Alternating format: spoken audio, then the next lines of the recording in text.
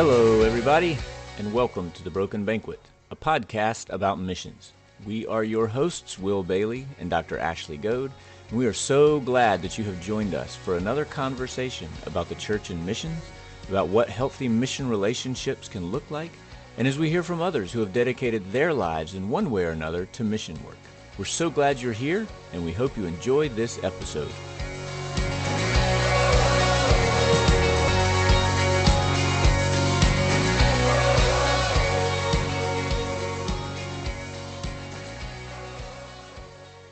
Friends, you are in for a treat today. Our favorite co-host, John Woodward, is back with us because our special guest today is our very own Dr. Ashley Goad.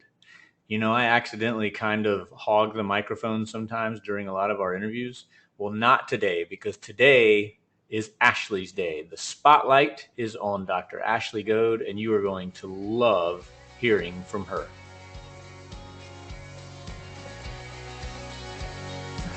Hello, John Woodward. It's so good to have you on The Broken Banquet again. How are you? I'm doing fabulous. It's good to be back again. Thank you so much. Yeah, we appreciate you pulling co-host duties for a second time. And folks who are very attentive listeners might already be assuming why that is the case. But for any of them who don't know, it's because today is Ashley Goad's birthday, and we've given her the day off. So she has nothing to do with the Broken Banquet podcast today. Actually, that's not true. We are interviewing, there you have it, there she is. We are interviewing Dr. Ashley Goad, esteemed Dr. Ashley Goad, missions expert extraordinaire, the heartbeat behind all things Broken Banquet. Broken Banquet. All right. Broken, behind all things broken. So, Ashley, welcome to the Broken Banquet. Thank you so much. It's And my happy birthday. It's my birthday. Thank y'all so much for having me on the podcast. I am so excited. You know, when we started talking about doing this, Ashley, we thought that maybe like 5 people were going to listen, which was going to be the 2 of us, your husband, my wife, and my mom. And we are, at this point, we may have actually had more than 700 listeners of our first 4 episodes. So I think I'm pretty happy about that. I couldn't be happier. The buzz going on around Shreveport and New Zealand, it has been incredible. We're crushing it in New Zealand for some reason. Oh, man. I think that's probably just because Nate Hutchison is such a likable guy. That he's the engine that's driving that. But we'll take it. It's good we'll hitch our train to as many likable people as we can, right? Absolutely. I was saying that about listening to the Smartless podcast, that most of the time, I mean, I love the 3 guys who host it. It's been fantastic, but I listen to the ones with a person that I can't wait to hear the interview with. And Right. So that's how I've been working my way through it.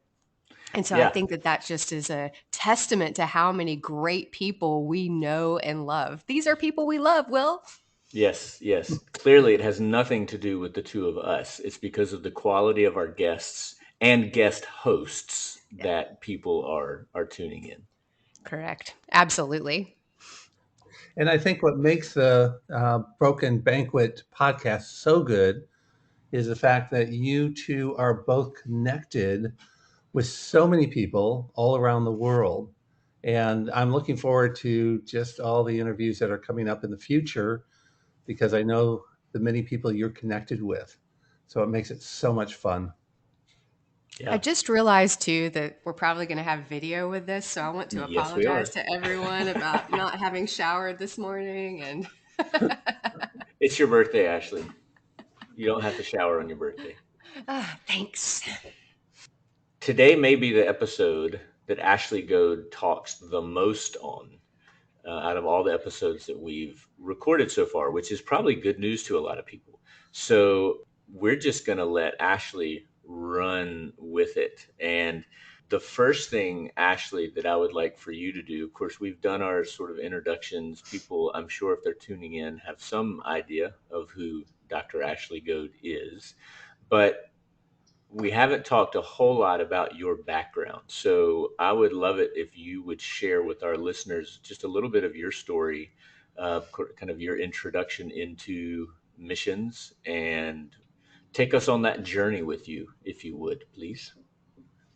Well, my name is Ashley Goad, and I grew up mainly in High Point, North Carolina. I grew up going to a Quaker church named Springfield Friends Meeting, and my family had been going there for, I believe, 6 or 7 generations before me.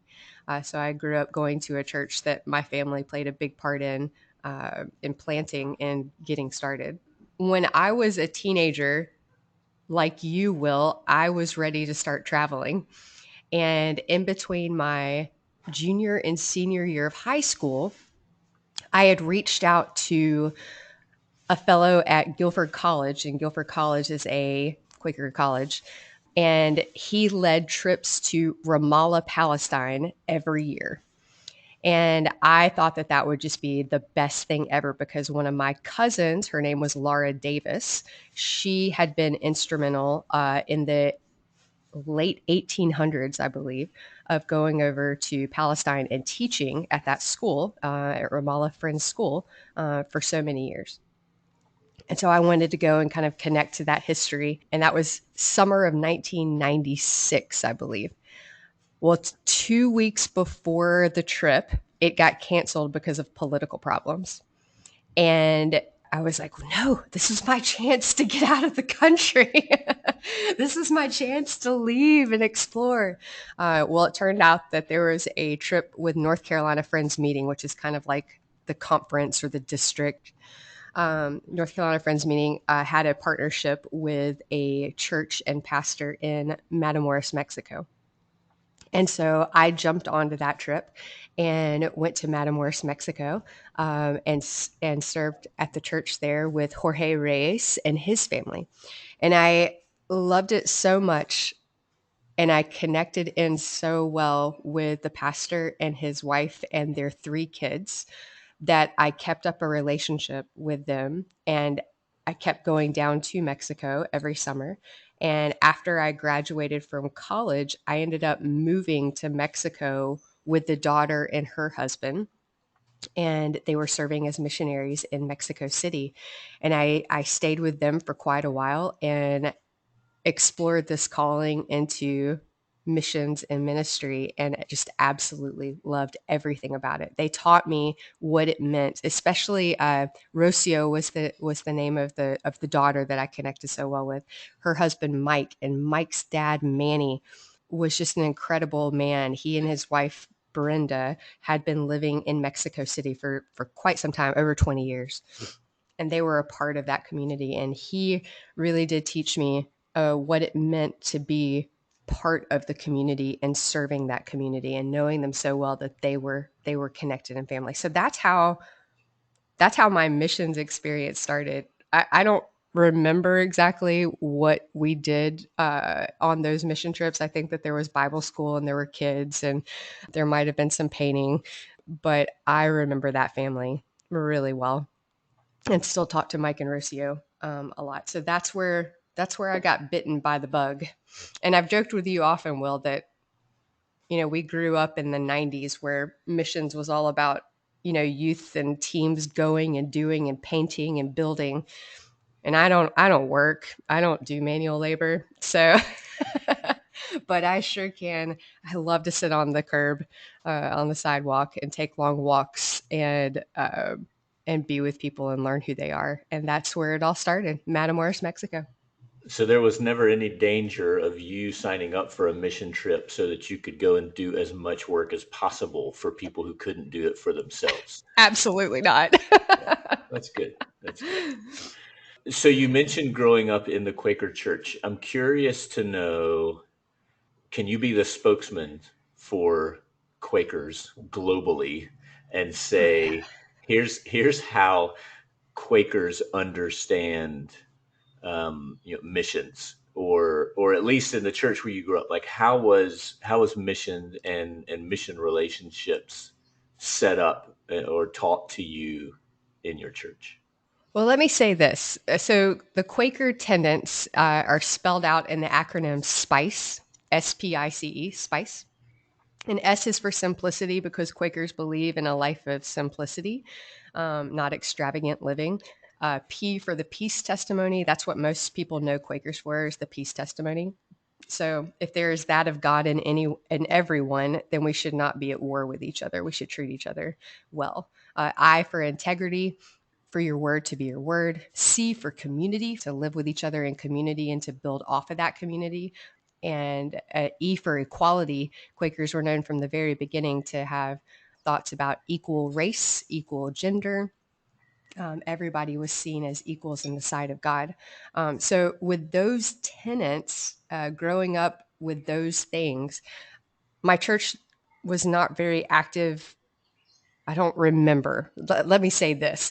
I don't remember my church being very active in the community or in the world. So missions was not something that I knew about in my church. I just knew that I loved to travel. And so, and maybe we'll cut all this out, but so I don't remember missions being a thrust of our church community. What I do remember was being taught that relationships were important, to see everyone around us as those that God created. And because there's the image of God in everyone, that we should go forth together in community and relationship. So that's what I remember being taught. I mean, it almost sounds like the acronym that you used, if that's what your mentality as a church community is, then you wouldn't need to have missions set up as this kind of other or extra or specific thing that our church does, because it just goes without saying. It's who we are. Yeah. Yeah, which is probably a much more healthy way to approach understanding missions, on a congregational level anyway. So I know, Ashley, that you didn't go directly from that mission experience in Mexico to full-time ministry. Your journey was kind of wandering. Can you share a little bit of your story of how you ended up where you are today with a total focus on missions? Totally ratted me out, John. That's the danger of having people interview you that actually know you. Oh, yes. Well, I think I first felt the calling to ministry pretty early in life. And in fact, I know I did. But I was really captivated by government and political science, and loving those things. I worked in the North Carolina House of Representatives and just really loved that whole political scene. I didn't get into the law school that family members had gone to. And so that's when I took the year off to go do mission work in Honduras and in Mexico. And then I came back and studied at the University of Georgia for 7 days and realized that God really was calling me into ministry, into missions. And that's when I moved down with Mike and Rocio to Mexico City. And when I came back from there, I worked at a beautiful little Quaker church called Pine Hill Friends Meeting in Ararat, North Carolina, and was on staff there as their children's and youth pastor. From there, I was in Houston at a Presbyterian church and did everything that the senior pastor didn't want to do. But while I was there, I got connected into a group called Living Waters for the World. And that's where my love of missions really got heated back up again. And so we went as a group to be trained up by the missions organizations to install clean water systems. And from there, I spent a lot of time again back in Mexico and then in Haiti. And that's when my love story with Haiti began in 2009.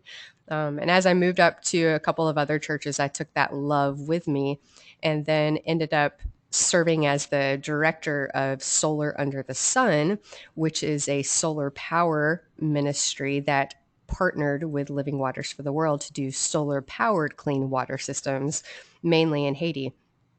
And so I ended up from 2009 2010 to 2013, I spent about as much time in Haiti as I did anywhere else. I had a little room at a monastery that I stayed in. Those brothers were fantastic people who taught me a lot about living in community and serving within a community. And that's where I just continued that love story with Haiti till this day. So in 2013, I think I had overcome a parasite by that point. Or no, I had cholera the year before because, there was the earthquake in Haiti and I had cholera and it had not really healed up well from that. And then I caught a parasite and I just was not feeling well at all. It was March of 2013. So I was leaving Haiti. I was in the airport and just laying down in the departure lounge area. And this doctor came over to check on me. He was like, hey, are you doing all right? Because I looked horrible. I was laying on the floor. I looked horrible. I started talking with him and learned that he was part of a mission group from a church in Shreveport, Louisiana. And the leader of that group, her name was Nikki, came over and we chatted. And it turned out that they were at a community in the south of Haiti called Derivage, which is outside of Lacaille. And I said, oh, I know that community really well. You've been drinking my water all week. And they looked at me like I was crazy because I looked so horrible and how dare they be drinking the water that I had put in. But I had worked with that pastor Mongerard for a while, for a couple of years. So I knew him well. Anyway, and so Nikki told me that her husband, Mark, was going to be transferred to the Woodlands, which is right outside of Houston, to that Methodist church. And of course, she was going with him. And so her job at the church in Shreveport was going to be open. And I said, I perked up a little bit because I knew that I had worked myself out of a position there in Haiti, that the auntie and the other guys were really in a position to take over everything that I was doing and run it really well. So I gave her my business card and said, well, if you guys are looking for somebody, just give me a holler anytime. Well, the next day, a guy named Jonathan Beck called me, and he was the associate pastor at First United Methodist Church in Shreveport, Louisiana. And we talked for probably an hour. And I think at that point, I knew that even if nothing worked out with the church, that Jonathan and I were going to be friends for life because he's just a fantastic human being. And we're friends to this day. You guys know him well. And so I came in May and met with the church in person. And I remember specifically about that meeting is the senior pastor at that time, his name was Pat Day. The only question he asked me was, so Ashley, what's the difference between transactional and transformational mission? And I said, wow, I want to work for you if you're asking that type of question. His vision was to have a mission partnership on every continent. And what was so great about that is, so I came on board August of 2013.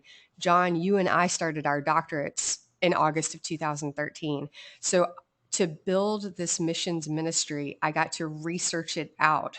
So together, those two things were born, the missions ministry at First United Methodist and my dissertation. Oh, this is just so many good questions, Ashley. Two questions. First of all, you came to Shreveport with, it seems like, a vision and developed a vision for what mission partnership looks like. So that's going to be one question of what was that vision. But then the other question is your experiences leading up to that. What were the lessons that you learned from all your mission experiences up to that time that prepared you for that bigger vision that you brought to Shreveport? Can I answer the second one first, and then you can remind me of the first one? Okay. The biggest lesson I learned is that missions is not about projects. It's about people. And I loved the project. I mean, I love actually doing something. I'm one of those task-oriented people. So I love having something to do. But I realized that it's more important to see the person and to be with the person.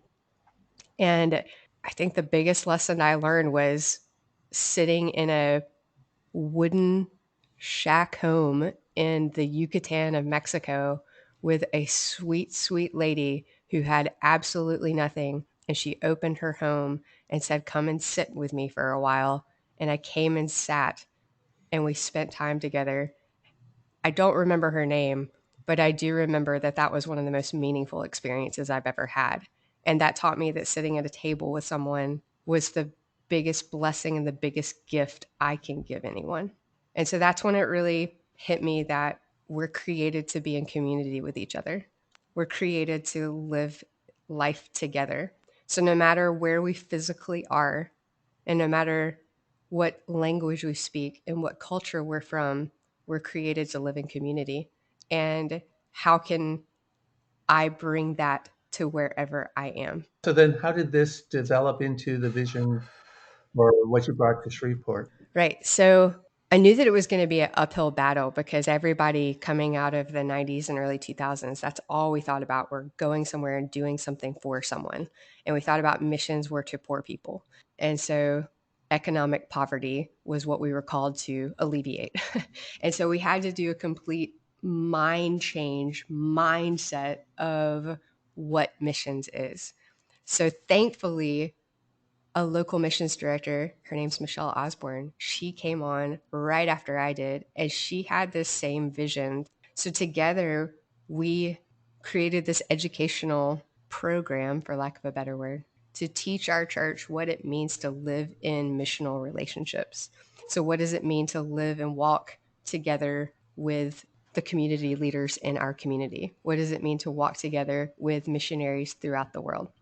And it's been a phenomenal thing to watch God building these relationships in our community and all over the world. And because of that, seeing relationships and seeing Christ work through these relationships and building community and building disciples. But it's been a beautiful thing to watch and to see our church family welcome so many missionaries who are serving all over the world and welcome so many people serving in our community into our church and welcome them to our table so that we can all share this gift of relationship with each other. Actually, I want to draw attention to two things that you said, just because you said them sort of quickly, and I want to make sure people heard it. When you were talking about your time in Haiti, you said that you realized you had worked yourself out of a job because the people that you were working with in the community were at a point where they could take over and do what you had been doing. And I think that's really important. I think churches, people need to hear that, because that's the mentality that we should always have when we're engaging in communities, is that we're empowering the people in the community. If it's a project like that, like a water project or an energy project or an education project, whatever that kind of work is in the community, that we're going in with the mentality of the end goal is for the local community to be able to do this for themselves, that they don't need us to be there forever. And what became so evident and clear was I was just teaching them how best to relate to Americans that were coming in. So if they were going to be running teams that were coming down, like you do, Will, they had to have that cultural intelligence of knowing how to best interact with Americans. And so I felt like my biggest portion of that time there was teaching them how best to communicate and how best to get their points across to bridge the gap between Haitian and American culture. I feel like that was my biggest part of what I did. It wasn't about any of the project. It was about teaching them how to best relate so that they could together create what they wanted to create. And I would say maybe just as big a gift that you were able to give was the gift of saying, I'm out, Yeah. because it's so easy for us. And I don't know if this is a cultural thing or not, but when we start something, we want to keep our hands on it, and to be able to, it's not easy to recognize for yourself when you're no longer needed. That's just an ego, that's a human thing maybe. Yeah. And so anyway, I just wanted to draw attention to that. The second thing was when you talked about your visit with the woman in the little shack in the Yucatan. Of course, I can't not immediately imagine Jesus and the Samaritan woman sitting together at Jacob's well. When I say that, there may be people who are immediately equating Ashley to Jesus and this woman to the Samaritan woman who thankfully, Ashley is taking the time to see her. And there may have been moments during that interaction where that was the case and that was the gift. But I'm going to guess that there were also times during that interaction when she was Jesus and you were the Samaritan woman being seen by her. And that is exactly the kind of relationships that we have to be creating, are relationships where everybody's needs are being met because we're all being seen by one another. And so I love that you had that interaction with her and how informative that has been in your understanding of what mission means. Well, I was definitely the Samaritan woman in that, because I left going, wow, I've been seen. Mm-hmm. So, Ashley, after so many years of experience in the mission field and starting at such a young age when you first went to Mexico to now where you're leading a missions ministry at a very large church, how would you say your understanding of missions and mission relationships has evolved over that long time period? I will even say that it's evolved since 2013 when I arrived at First United Methodist in Shreveport. And saying that because I still carried over some of that mentality of how everybody's always done missions. And so I was not only teaching our congregation, but I was teaching myself that it was okay, that this was okay to live in relationship this way. It's okay not to do the project. It's okay to go against what everybody thinks we should be doing. So I had to evolve myself. And then it still crept in because our senior pastor wanted a mission partnership on every continent. And so I can check that box. Like, I can go around and find somebody and meet someone, but the relationships that we sought out, that we were like, oh, we can go here and we can check this box, or oh, we can go here and we could do this. Those are the relationships that failed. But the relationships that God introduced to us, the relationships that we prayed about, the relationships that grew organically from relationships we already had, those are the relationships that have sustained. So the lesson there is, when God leads, everything is great. When I try to do things on my own power, and because I want to travel to this place or I want to do this thing, they fail. It would seem that with your particular way of doing missions as partnerships and developing really close relationships and encouraging relationships with missionaries, there must be a lot of difficulty because there are people probably coming to you all the time seeking help for their mission projects. How do you deal with the people that might come along desiring your help and wanting to be a part of what you're doing? How do you handle those kind of relationships? Well, we have a lot of people that will just cold call the church. And so I had so much of that happen, especially 2014, 15, 16, that we created a mission partnership application. And so it was about the most lengthy thing that you've ever seen. It was a solid 10, 12 pages. And so I would be like, great, we have an application for this. Because if we didn't know, if we didn't have an existing relationship of any type or any connection of any type, that I just needed to get to know them better. And that was easy for me because I will say yes to anything. Like, I don't have the ability to say no. And I want to be involved with and hear about everything. So to protect me almost, the mission committee created this mission application. And so I will send that out to whoever. And if they actually take the time to fill out the application, then then we'll have a good conversation. So that's one way I got around some things. But for whatever reason, it's really tapered off. Like, I haven't sent out one of those applications in ages. I don't even remember the last time I have. But what I have enjoyed is that there are a few other churches here in Shreveport that are very heavily connected in missions, especially global missions. And whenever they have one of their missionary partners visiting, they will bring them by. And I just love sitting and talking with them.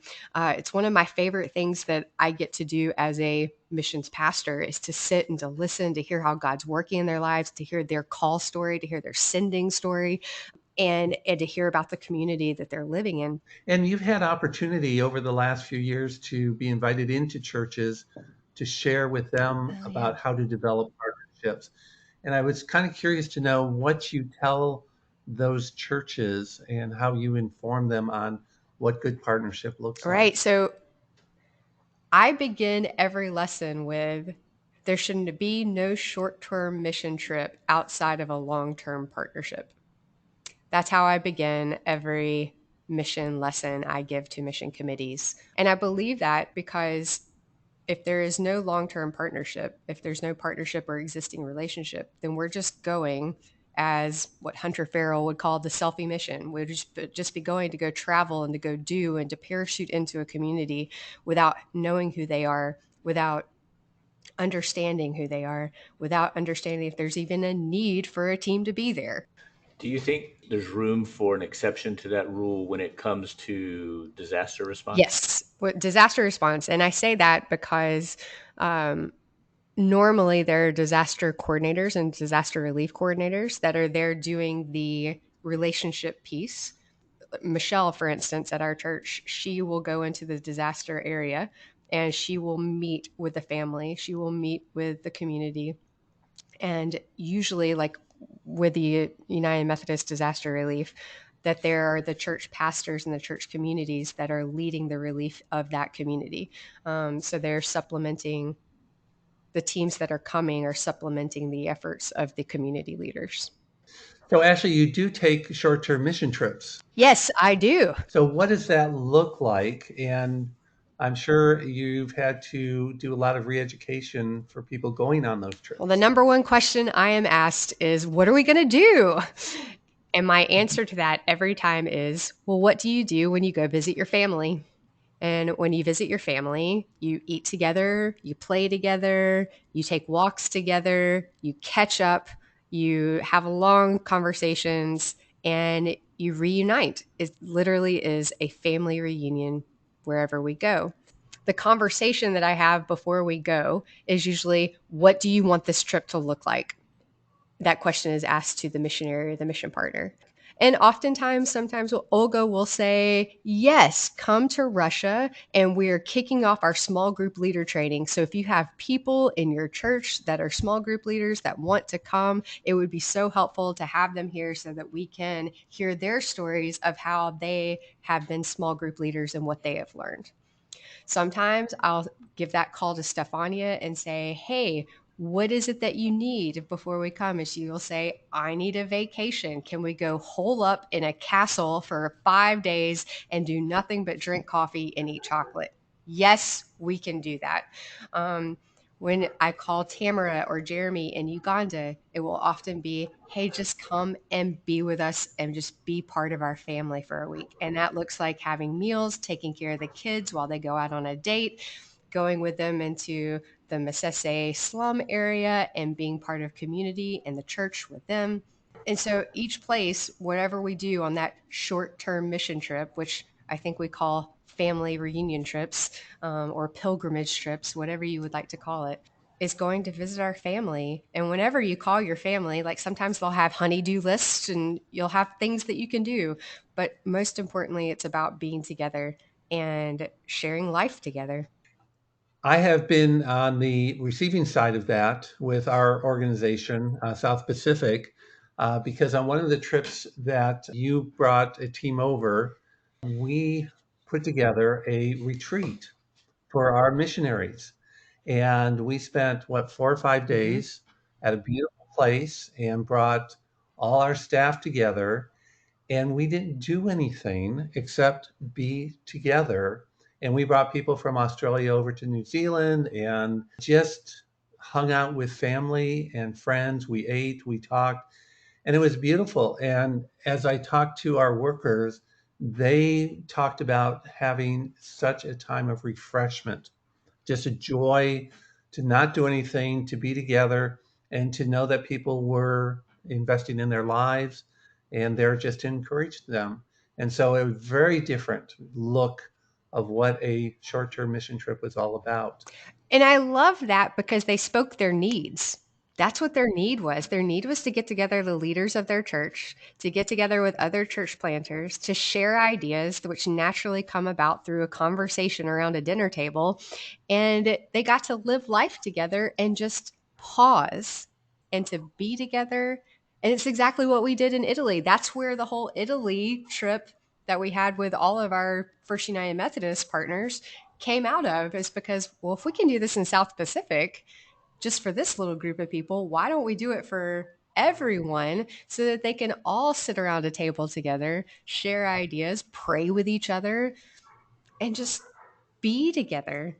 It's a beautiful, beautiful idea because I don't think we ever saw Jesus doing a project. He never built anything. Even when Peter tried to put up a tent for him, he was like, "You're missing the point." This is our time to be together. He sat, he had conversation, had lots of meals. The guy loved to eat, and he loved to party. So if we're trying to live life in the model of Jesus, then I believe this is it. And what a blessing for the missionaries, because I'm sure many missionaries on the mission field have this need or feel a very strong pressure to have to show what they are doing. And so mission trips are them having to perform for their mission partners rather than they're just being able to feel loved and appreciated and have a time of rest and relaxation. Actually, I think a lot of people have the impression that because of the amount of traveling that you do, because of your role at the church, is that, Ashley is this super savvy global traveler. And I'm really curious to know if there's ever been a moment, or maybe more than one moment, when things have sort of gone sideways and you've thought, I'm not sure how I'm going to get out of this current situation. You got any good stories like that you could share with us to debunk the myth that everything is always perfect when traveling with Ashley Goad? I think I'm not the healthiest person. I try really hard to be healthy, but it seems like if there's a bug out there, I'm going to get it. In Haiti, the cholera episode was pretty horrific. So I was staying at the monastery in the mountains of Haiti. There was a massive thunderstorm that evening, and the rain coming down on the tin roof was just so loud. Well, that's the night that cholera hit. And I was in the bathroom on the floor, could not move for probably 10 hours while everybody was just asleep. And when they got up for morning prayer at 5 a.m., they found me on the floor of the bathroom, and it was horrendous. And thankfully they were able to put me into a car and get me to a doctor and then bring me back to the monastery, and they put a brother outside of my room, like for every 2 hours would would trade him out a rotation. But that was a pretty horrific experience. Like, I thought, well, I'm just gonna die on the floor of a bathroom in Haiti. This will be good. This will be real good. That was pretty horrible. And then I guess the other one was, we were in Uganda and flying back through Istanbul, and there was a bombing in Istanbul at the airport. And that was one of those freaky experiences of, what are we going to do? How are we going to get home? What if there's another bomb while we're there? And kind of freaked out. Holy cow. I'm going to either die in Haiti, die in Uganda, or die in Istanbul. So I'm sorry that you've gone through those things, but thank you for just reminding everybody that you are a human. It looks like maybe you've remembered another one. So there was a shootout in Haiti. I was in my little hotel room down in Lakai area, and I heard the shots going on, because the little hotel area was right by the police station, and there was a shootout going on between the police and a gang outside. And for whatever reason, I pulled the mattress off my bed and put it in front of the door, thinking that that would help, because if bullets come through a mattress, I was like, this is not a tornado, this is a shootout. But that was one of those moments. Your book is going to be really good, Ashley. So one of the things that I've always appreciated about you, Ashley, is our connection with being connectors, to just be able to connect people with other people. And so could you talk a little bit about what that looks like for you, but also as a great example of that, if you could share the story of your helping the tour guide from Israel get back home. But I do love the connection piece. Within about a minute of talking to somebody, for whatever reason, it pops into my head, oh, you know who this person should talk to? And it's a blessing and a curse, because the curse is I end up not being as present with that person in front of me as I should be. But I can't help but think, this person needs to meet this other person I love. And it's been so beautiful to watch these relationships come together, and how the people that I love loving each other as much as I love them, and then how they end up working together. It's been a beautiful thing to watch over the years, this growing community. Like, our world is so big, but it's so small. Will introduced me to Nader back in 2020 when we went to Israel, and his wife is where's Nader's wife originally from? Odessa, Ukraine. And so I was with Stefania in Spain the weekend that the Ukrainian war broke out. So she went back to Romania. And I believe, Will, you were the one that said Nader had been in touch with you. Is that right? He had been in Ukraine because he was back and forth between Ukraine and Israel. And so I had been asking him, as things were kind of escalating according to the media here, what's your take on it? And honestly, his response was, it's a non-event. It's just a lot of chest thumping, and this is just what they do from time to time. And then 3 weeks later, tanks are rolling across the border. So I got in touch with him again and said, hey, now what? That was when he shared with me that they were trying to figure out a way to get his wife and daughter out of Ukraine to be with him in Israel. And so then text messages started going back and forth between myself and Ashley. And Ashley, if you maybe jump in with what Stefania and Dragos were already by that point, kind of the wheels were turning there with what they were doing. Right. So they were already noticing that citizens from Ukraine were flooding over the border in Romania, and how best it would be to serve those refugees, and either transiting them to another place where they had family, or housing them in Romania. And so they were already an integral part of what was going on there. And we were able to put Katya in touch with Dragos and Stefania. So she ended up driving to Bucharest, Romania with her daughter and cat. And Dragos and Stefania were the catalyst. They housed her. They were able to help her with her papers so that she could get to Jerusalem with Nader. And they were able to even get the cat its papers so that the cat could travel. And they kept her car while they sent her on her way. And then I was back in Romania in September when Katya came back through Romania to get her car and to go check on things in Ukraine. So I was able to meet her and see her. And when things like this happen in the world, when there's a disaster, when there's a war, when there's any type of crisis, when there's celebrations, whatever the case is, we have these people that God has put in our lives that we can connect together so that they then have a way forward. And what a beautiful testament to partnership, to companionship, to relationship, to connection. Yeah, it's hard to describe that whole episode. And it was over several days of things kind of happening. Of course, it was extremely worrisome, just the situation in general. But at the same time, it was kind of exhilarating to be this far away but to know that we're being used to help a specific person. Also frustrating knowing how many tens of thousands of other people needed that same kind of help, but our resources were really limited to the specific people that we knew. You know, with Stefania and Dragos, the circle was broader because they were so close and were actually physically dealing with people who were coming through. And then of course there's people in aid agencies that, you know, it's all they've been doing for a year now is serving people in that situation. But just to be able to play some part in providing some degree of comfort and safety for a family that was in crisis on the other side of the world, it's just, It was the why. It's the why we do what we do. yeah. Like, it's why we were created to be who we are. And isn't this a beautiful representation of what the banquet table should look like? Mm.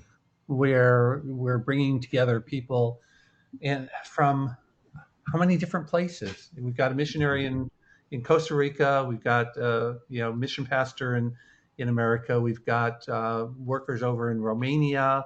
We've got a Palestinian and his wife in the Ukraine, and all that working together to bring about good results. And that's what the banquet table should really be all about. And that's why we have John Woodward on the podcast. Boom. So Ashley, we've talked about, you know, some pretty serious kind of theological and churchy mission stuff. We've talked about some pretty scary moments in your life and ministry. I'm really dying to know if you've ever been bitten by a wild animal. That's the burning question that I have. So I don't know what it is about me, but animals love me. And this one time I was in Ecuador and I was having my picture taken with this llama, as you do. And, llamas are pretty cute. They're on all kinds of sweaters these days, right? And so I was having my picture taken with this llama that was very cute. And then all of a sudden, he really liked me. He just really liked me, y'all. And he just leaned his head on down and bit me on the breast. Oh dear. And there's actually a picture of that happening, and my expression. We'll have to put that on the website or the. This is totally the animal kingdom getting revenge on you for eating guinea pigs in Ecuador. See, that's That's what true. happens. You That's eat exactly right. you eat furry little cuddly pets in Ecuador, and the llama mafia comes after you to exact revenge. Would you say that was one of the most bizarre experiences you've ever had? Besides being bathed in Nutella, is there Oh, right. anything that tops your Nutella body rub in Turkey? I don't know. I don't know. There's so many. So it seems to be that massages are what get me into trouble. Like, I never actually have massages here in the United States of America. But whenever I go to places, like, that seems to be the offer, the thing. So one time we were in Russia, and the ladies of the church, they were like, "Y'all need to have massages." And we were like, "Yeah, sure, whatever." And they bring this guy in who sets up his table like in the Sunday school classroom, which is just crazy weird anyway. And like, it was like an electric stem like type thing. I don't know. But at the end, like, he put all this oil on and then wrapped me in saran wrap and like put a towel over me and made me drink tea. I don't know. It was so weird. And then, John, do you remember that time we were in Thailand? And bless your heart, we like totally left you at the airport. And anyway, that's a whole other story for another day. But Kiao was the name of the lady of the house, like the maid of the house. And so Julie and I were there the day before you got there because you got kicked off the plane and everything. And which is a great story. But Kiao was like, what would you like to do today? Would you like to go ride an elephant? And we were like, sure, we'd love to go ride elephants. And she was like, what would you like to do this afternoon? Would you like massages? And we were like, we'd love to have massages. So Julie and I were there at the house, and we realized that the massages are from Kiao and her sister. And so, like, they come into our bedrooms, and like Kiao like got into bed with me and like gave me this massage, and that was a little weird. That was that was a good time. Oh, but that next day, John, was great because she was like, "What do y'all want to do today? And do you want to take a boat?" And we were like, "Yeah, we'd love to take a boat." And we took that boat out to that island. Oh, that was awesome. Yeah. Yeah. Very cool. Yeah. Didn't you get a massage in Costa Rica one time? Oh, yeah. She came to the room and like it was baby oil. It was really weird. I don't know. I think that I just shouldn't get massages anymore. It kind of sounds that way. What can go wrong with massages in foreign countries? I don't know. Oh, geez. Do you have any stories you can share that I'm not going to have to edit out? Oh, man. Explicit at the end of your podcast. We do have kind of a target audience for this podcast, actually. I Oh think my it's important that gosh. we you got to read the room. Okay. You are a very well-read person, and I know there's a lot of Christian writers that you have gleaned a lot of information and insight and has helped you in your walk and ministry. So, can you share a few of your favorite authors or books that have really influenced your direction in ministry? This will be shocking to those who are listening from Shreveport and who hear me preach on Sundays, but I absolutely love reading Henry Nouwen. He is what I call my spiritual director, and I wish that I could have met him. But when I read Life of the Beloved, that completely, I don't want to say changed my life, but it's been a big part of me seeing this table because he actually uses communion liturgy to explain how we are all the beloved. So being taken, blessed, broken, and given. And so that had a very meaningful impact on my way of seeing people, way of seeing relationships, companionships, and my way of doing mission because we are all beloved children of God. And I think it just built off the spices, of seeing that of God in everyone, the Quaker way, of just building on that even more. So I read that book often. I've loved the sermon series I did on that book, and I carry it with me just about everywhere I go. So yes, so Henry Nouwen, of course, this painting behind me is the Return of the Prodigal Son by Rembrandt, and it hangs in the Hermitage in Russia. And So so it's not the original it is Rembrandt not. in your house. No, it's like a replica, but it's almost as big.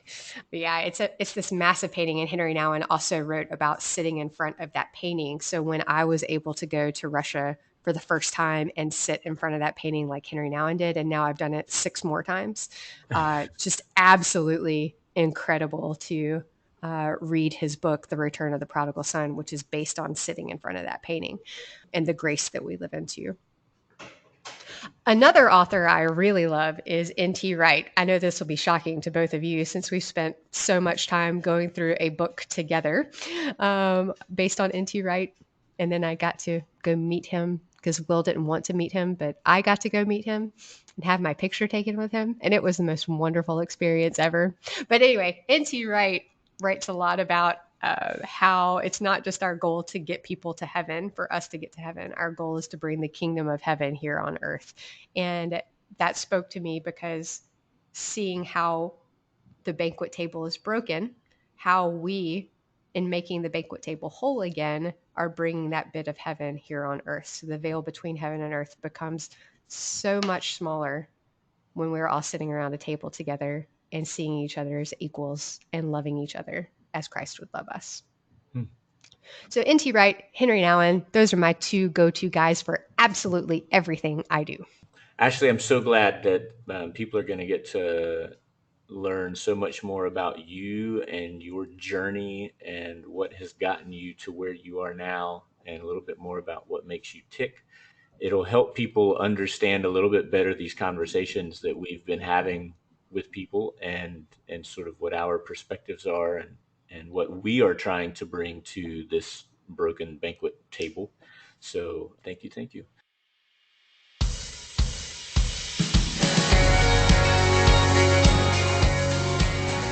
You've been listening to The Broken Banquet, a podcast by Will Bailey and Ashley Goad. Music provided by Irene and the Sleepers. Join us next week for another episode. He's prepared the table. All things are ready. Come to the feast.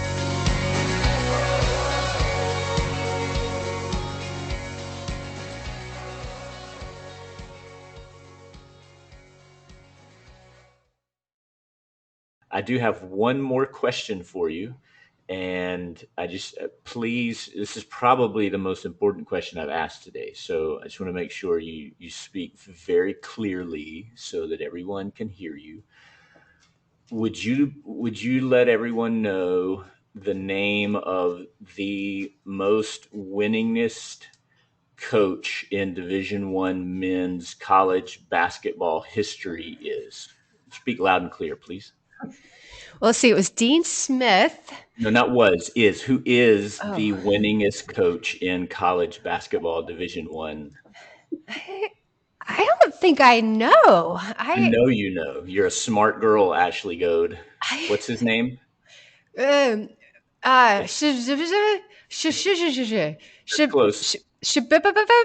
Almost. Yeah. You can say Yekaterinburg, but you can't say Krzyzewski. Come on, Ashley. Coach K. Thanks, Ashley. Thanks for being on the Broken Banquet. This is the worst podcast ever.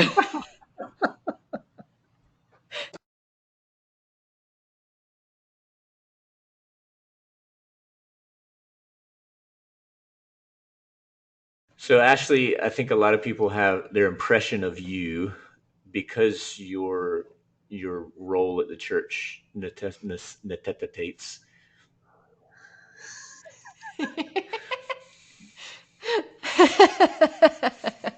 Well stated, Will. It was so good. That was so good. I take back my comment on how articulate you are. Nailed it.